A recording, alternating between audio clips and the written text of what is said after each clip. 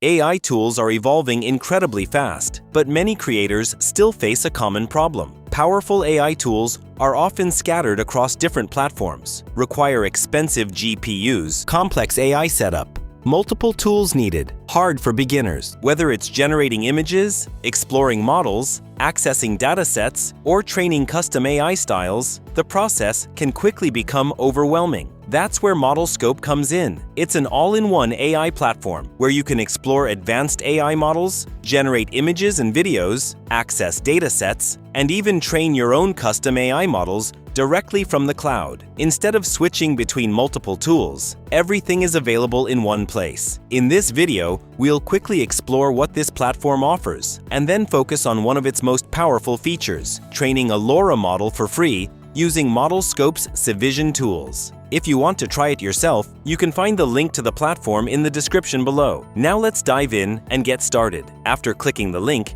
you will land on this page. Here you'll find many different sections and features of the platform, such as models, datasets, studios, community resources, and several AI tools that allow you to explore and experiment with different types of artificial intelligence models. Now I'm going to click on the Civision section. Inside Civision, you'll find several useful options like image generation, video generation, model training tools, and inspiration galleries where you can explore creations from the community. Since our goal today is to train a custom AI style, I'm going to select Train Your Model. The first step here is to choose which image model you want to train on. You'll see options like QuenImage, ZImage, QuenImage 2512, and a few other models. Each model is optimized for slightly different types of images. For example, QuenImage models are great for high-quality realistic or general image generation, while ZImage can work well for stylized or creative visuals. Since QuenImage provides strong general results, I'll select QuenImage for this example. You can also open advanced settings if you want to explore more detailed training controls. Here, you'll find options like repeat and train epochs, which basically control how many times the AI learns from your training images and how long the training process runs. For this tutorial, I'll keep everything on the default settings,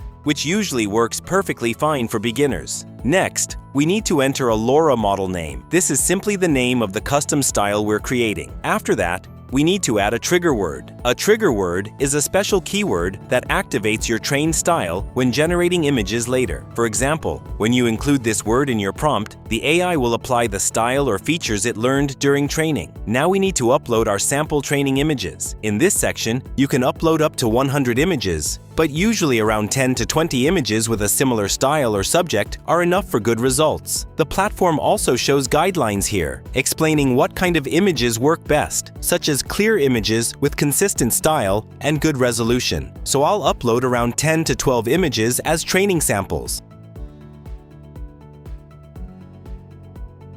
Finally, once everything is ready, I'll click Start Training. As soon as we start, the platform will begin processing the images in the cloud. It will analyze the visual patterns, learn the style or subject from the uploaded images, and create a custom LoRA model that can later be used to generate new images with the same style. Once the training is complete, we'll be able to use our trigger word in prompts and generate completely new images based on the style we trained. And after a few moments, our dark oil painting style image, LoRA model, is ready, and you'll land on a screen like this. At the top, you can see the name of the model along with some important information about it. This section shows details such as the model type, the size of the model, the framework it supports like PyTorch, and the license information. These details help users understand how the model works and how it can be used in different projects. Right below that, you'll find several tabs like Model Card, Files and Versions, Discussions, and Inspiration Gallery. The model card usually contains the main information about the model and how it was created. The Files and Version section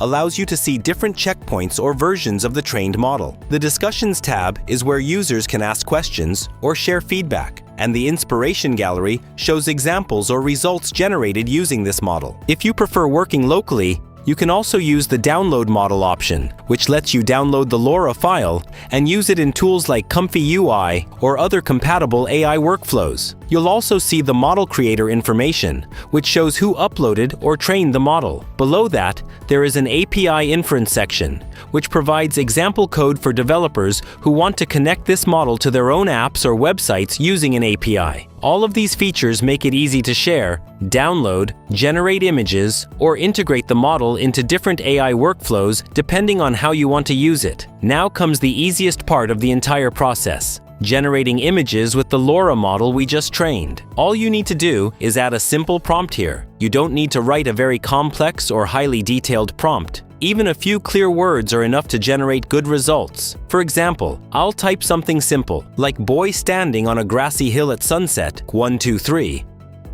and then click Generate. Before generating, you can also adjust some settings if you want more control over the results. In the Model Management section, you can see the checkpoint model, which in this case is Quen image, along with the LoRA model we trained earlier. The LoRA strength value is set to 1.00, which means the generated image will strongly follow the style we trained. Below that, in Basic Parameters, you'll find several generation settings. For example, the sampler method controls how the AI processes the image generation steps. The CFG scale adjusts how closely the image follows your prompt. The sampling steps determine how many steps the AI takes while generating the image, which can affect the level of detail. You can also set the random seed to reproduce similar results if needed. Next, you can choose the number of images you want to generate at once, and select the image size and orientation, such as portrait, square, or landscape, depending on the type of image you want to create. Once you're happy with your settings, simply click the Generate button. Within a few moments,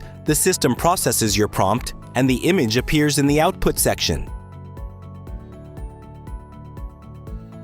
Let's generate another example. I'll type another simple prompt, press Generate, and just like that, our new AI image is ready. And that's how easily you can train and use your own custom LoRA model to generate images directly inside ModelScope.